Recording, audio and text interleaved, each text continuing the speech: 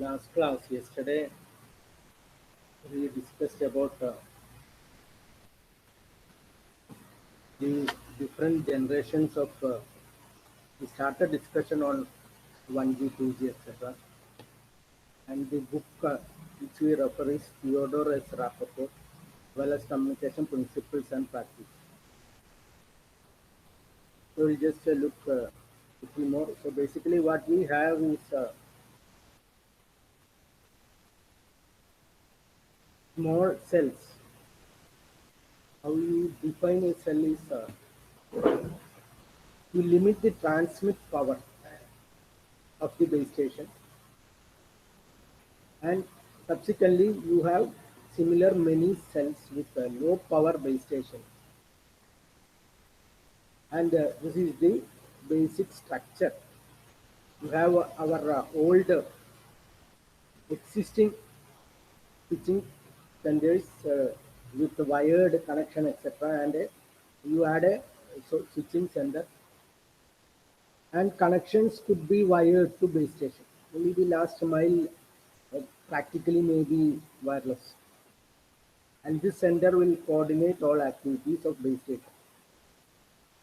So that is the basic concept of cellular system, and we saw that 1G was analog and we came to 2G.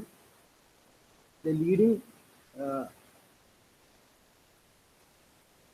technologies or leading standards were one is GSM with TDMA and frequency division duplexing. Duplexing means you can have just one antenna for both transmission and as well as reception, provided both are separated by, here we have 45 megahertz,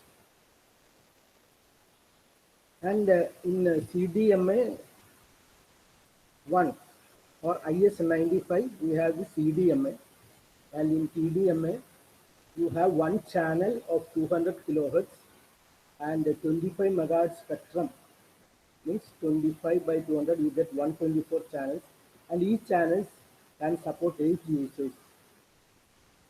Here there is no division multiplexing because it is a code division multiplexing. It is not divided into time or frequency. So, differentiated by means of codes. So users simultaneously use. This is CDMA system and a GSM system in 2G. And this figure shows that forward channel is from base station to mobile. This is total of 25 megahertz, and from mobile to base station is a different set of frequency of 25 megahertz spectrum, and they are having a difference of 45 megahertz because of to have a simpler duplexer which can uh, do both transmission as well as reception. So the frequency separation has to be 5%. For isolation, you can build cheaper duplexers. So you provide sufficient spacing between these two, uplink and forward and reverse channel pair used for duplex communication. The spacing is 45 megahertz. And we also saw that from 1G, which was AMS or European telecom, this ETAX, this US analog, you move to digital 2G. Basically, you have GSM and IS95 CDMA, and the data rate is only 10 kilobits per second, and you have upgrades for both these 2.5G, and then you move on to CDMA 2000. It is the 3G version of this CDMA, and this is wideband CDMA, which is the 3G version of GSM. And again, you have 3.5. These all are 3.5G. And 3GPP is an organization which supports this group. And 3GPP2 is a different organization. It is not a second version of this or anything else. This is another organization, sir. It should not be confused with a second version of 3GPP. This is one organization with lot of members uh, with from industry. There are also a lot of members from industry, and some member here may also be there in this organization as well. It not be exclusive sets. Lot of business partners are here, and here as well. These are the organization. And to 3.5G, these are all 3.5G, and these are all 3.5G. And then we moved on to 4G, which is there are two candidates of which LTE is the long-term evolutionary one, which is accepted as 4G. So the 3GPP is the standard body behind UMTS, Universal Mobile Telecom System, which is the upgrade 3G upgrade of GSM. GSM 3G upgrade is called wideband CDMA is also referred to as UMTS, Universal Mobile Telecom Communication System. 3GPP2 is another standard body behind the competing 3G standard CDMA 2000.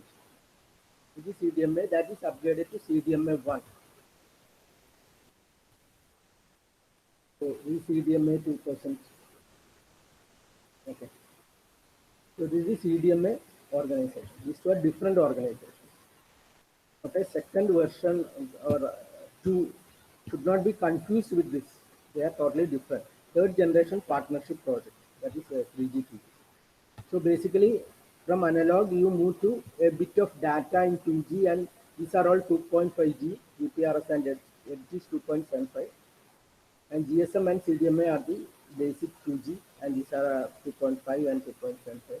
We move to 3G, basically CDMA, and finally everyone went to CDMA, and then only 3GPP, and then the 4G has this long-term evolution, LTE standard, this 3GPP.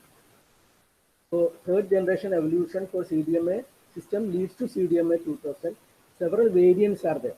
Fundamental is this IS95 in 2G, IS95B is there in 3G, and CDMA 2001X RTT was there.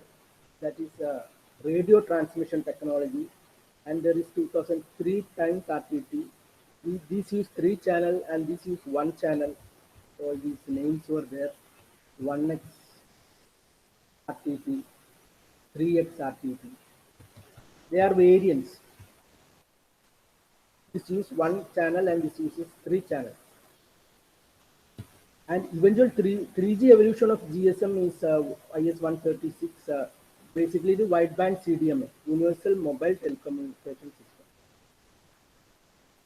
Then there are other systems as well, which were not basically established. This is Chinese Academy of Telecommunication Technology had this SCDMA,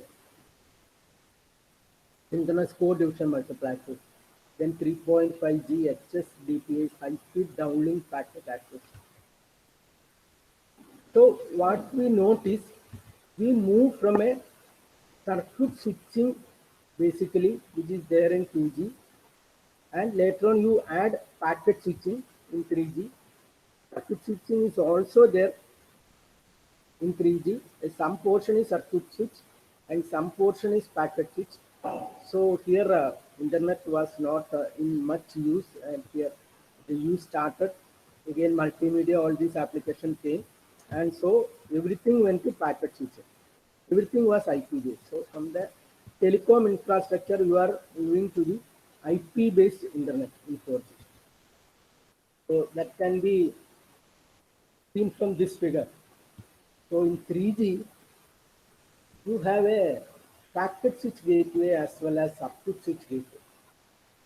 Both are there. The remnants of our telephone system, old system, everything that circuit switch based systems are there, as well as this packet switch systems are there. Whereas in 4G only packet switching is there, everything is IP based. IPv4, V6. So this is only not completely packet switch, portion is circuit switch. So there is circuit switching as well as packet switching. Here only the core thing is packet switching. So apart from these comparison of standards, we need to look at certain other mobile communication architectures. Just introductory, uh, just to study the variants in this mobile systems, communication systems. So one is wireless personal area network. This smaller circle shows that the area is less in the personal space. So that is this standard, IEEE 802.15. This is wireless PAN. So smaller area of communication. And a larger area is the wireless LAN, which is 802.11 wireless LAN. And in addition, for IEEE, you have wireless metropolitan area network, which is 802.16. So wireless metropolitan area. So this is another standardization body. And in this 4G, apart from LTE, one more contender was there, that is WiMAX. So microwave access. So here this is based on IEEE 802.16.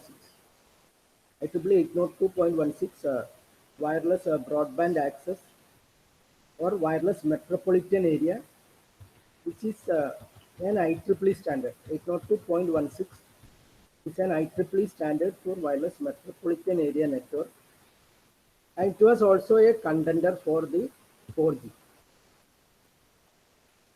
So these networks we will see in the next class. So wireless PAN is the personal area network or the Bluetooth, and this is the frequency range. And the modulation systems, every system has their own modulation and their own specification. Here this radius is smaller, and these are meters and kilometers. So metropolitan area network is IEEE 802.16. And our cellular system is wide area network, our basic GSM, wideband CDMA, LTE, all are wide area network. This is wireless metropolitan area network, IEEE 802.16, called WiMAX. Now, another point to note is that there is an agency called International Telecommunication Union, ITU, and ITU is an agency of the United Nations. ITU is an agency of the United Nations. It has different sectors like ITU-R, radio, ITU-T is for standards, ITU-D is for development, ITU telecom is there. So basically, with regards to standard, you have this ITU-T sector, which is a part of, which is a UN agency, and they actually set out the specifications. So the specification for 3G was known as International Mobile Telecommunication 2000. IMT 2000 was the specification for 3G. For 4G, the specification by ITU is called IMT Advanced. And for 5G, it is IMT 2020. So for 3G, this ITU release specification say like what should be the throughput data rate, what should be the latency, all these things.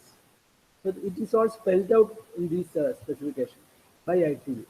And these are all candidates which are approved by the ITU. And the one is for 3G, you have UMTS. This is the upgrade of GSM, and CDMA 2000 is the upgrade of this IS-95. And for 4G, long-term evolution. So when you talk about long-term evolution, there are releases. So release 10 is approved as 4G, and also this WiMAX, which is IEEE standard 802. 16 also there are very many variants, A, B, C, D up to M. M is approved for this 4G. And again 5G also, this ITU has standards specification regarding the throughput, latency, all these things. But the implementation is not specified here. Implementation is done by organizations like 3GPP with a lot of partners, members. So they do the implementation, and finally it is deployed. So the LTE release 15 and 16 is are the candidates for this 5G. So that is regarding all these versions of uh, cellular systems. So this next module is also on a cellular system. So I will just give this concept of frequency reuse. Last day I told that you have a set of frequency, you have total set of frequencies which are partially divided between these cells. So A, B, C, D, E, F, G. So these 7 cells distribute the total set of frequencies into certain set of frequencies here and each of these cells. And whatever is used here will be used at a distant cell with uh, by using frequency planning and layout, etc., how to deploy the base station, etc. And then you have sufficient uh, separation so that co-channel interference is minimized. So A here and A here uses the same set of frequency and same as A here. So the distance, so there should be a proper planning and layout. And so the concept of cellular frequency reuse, cells labeled with same letter use same group of channels, same group of channels. The hexagon shape is only conceptual. Okay, we draw it so that we can cover this area without any overlaps. So with a circle you have overlaps, so you can use for other polygons like triangle or square, etc. But the shape which gives maximum area for a given radius would be this one, hexagon. So this is the conceptual way of representing for design purpose and layout purpose. So it is conceptual. So and so we need some shape, but actually it is all amorphous in nature. It can be any area. This base station need not be in the center.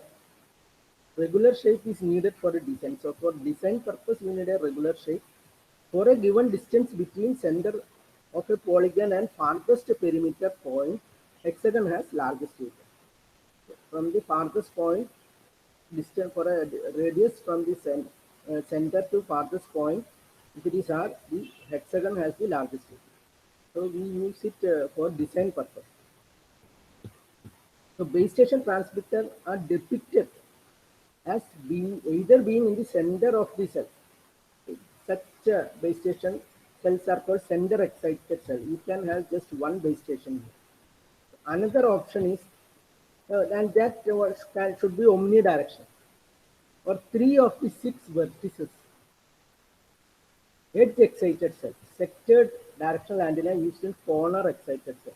Or there can be out of 6 vertices, at 3 you can have directional antenna with 120 degree, so that total 360 degree can be covered.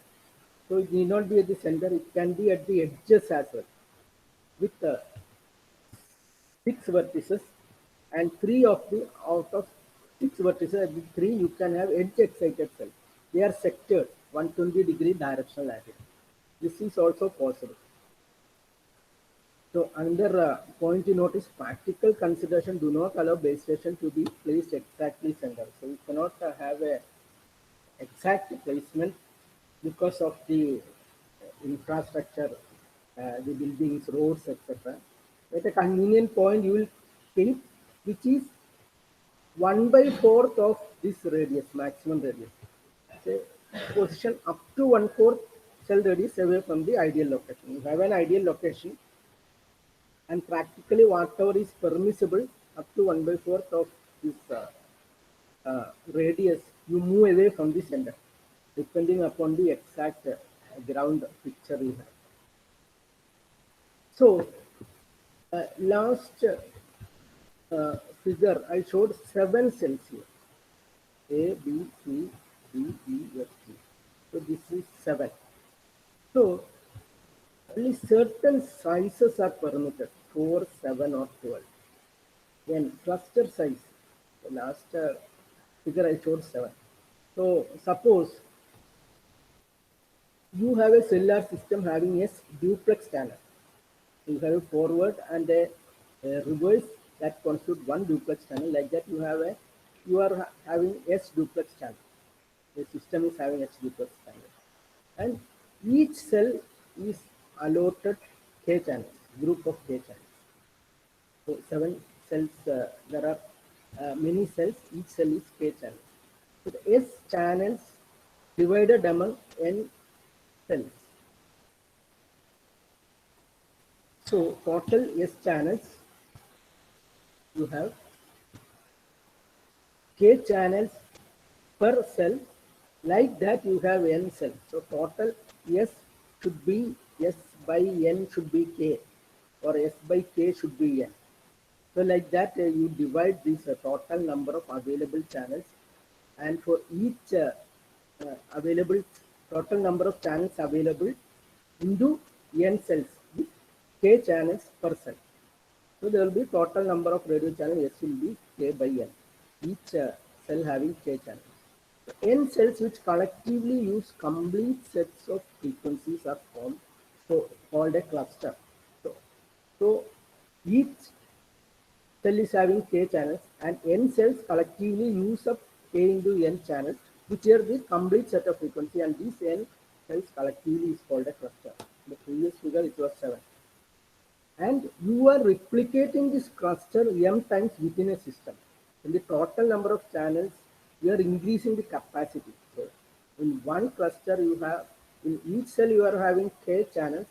In one cluster, you are having K times N channels, and you are repeating this whole cluster m times in an area. You are having mkn is the capacity of the channels, or this K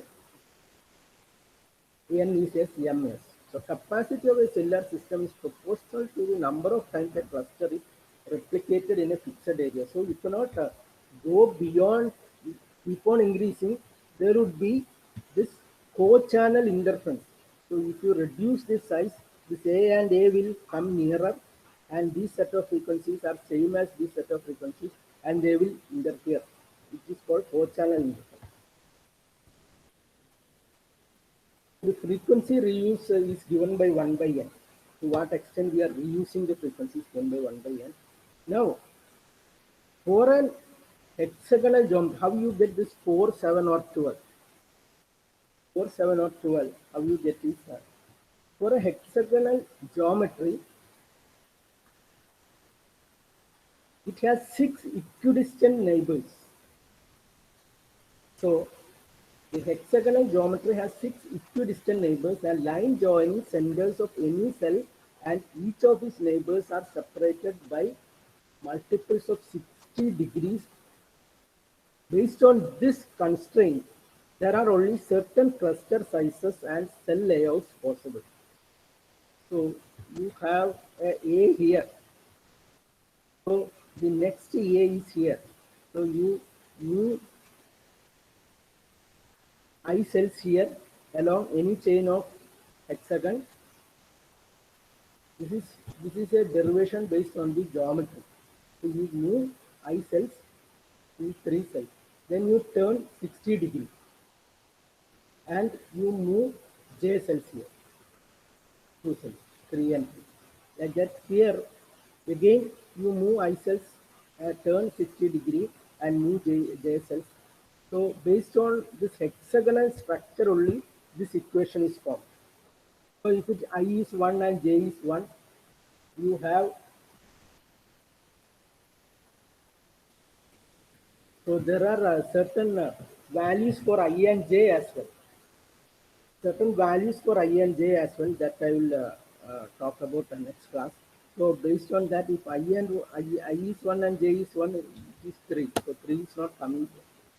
So I is 1 and J is 2. Means 2 square is 4, 5, 6 and 7. So this becomes 7. Okay. And I is 2 and J is 2. This is 4, 8. 8 plus 4 is 12. Ij also certain values. are permissible. So basically, this is the expression. And based on this is based on the geometry, based on a geometry, tell that you are having this derivation. So due to this hexagonal geometry has exact six equidistant neighbors. A line joining center of any cell and each of its neighbors is separated by multiples of 60 degrees. There, there are only certain cluster sizes and cell layouts. So one is not there. Anyway, three is not there. Is four. So